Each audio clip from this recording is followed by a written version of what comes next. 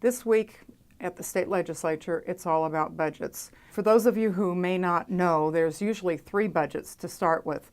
The governor puts out his idea of what the budget should be, the House puts out a budget, and the Senate puts out a budget. Today, I'm going to talk a little bit about the House budget and about the process. The House budget is real different from the other budgets. We have put more money into education as we are supposed to do, as is our constitutional duty. And a couple of the big differences have to do with tax loopholes. The Senate has added or extended 23 tax loopholes.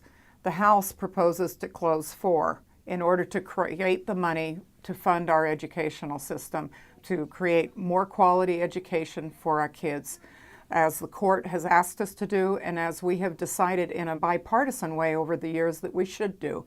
The tax loopholes that we are proposing to close in order to make room to fund our paramount duty are the extracted fuel tax loophole, the non-residence sales tax, and that one is really important to people in my community. I was able to keep the amendment that allows a refund the way they do in Canada. We are the last state to still do this, and I have real concerns about the concerns of my business community, but this is just a beginning. We have 3 budgets that have to be reconciled.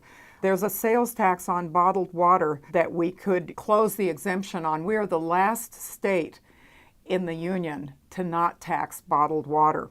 And then there's a prescription drug reseller B&O rate. This is not a sales tax on drugs. This is a tax that the businesses pay. And so these tax exemptions are what the Democrats in the House are proposing to close. In the Senate, there's 23 additional ones that the Senate has proposed to keep or create. And so that's where the big difference in the budget is. At this point, we will be starting to negotiate what goes in the budget and what stays in the budget, and this is going to be a very modest and prudent budget year because it's not the big budget for 2 years. This is the adjustment supplemental budget.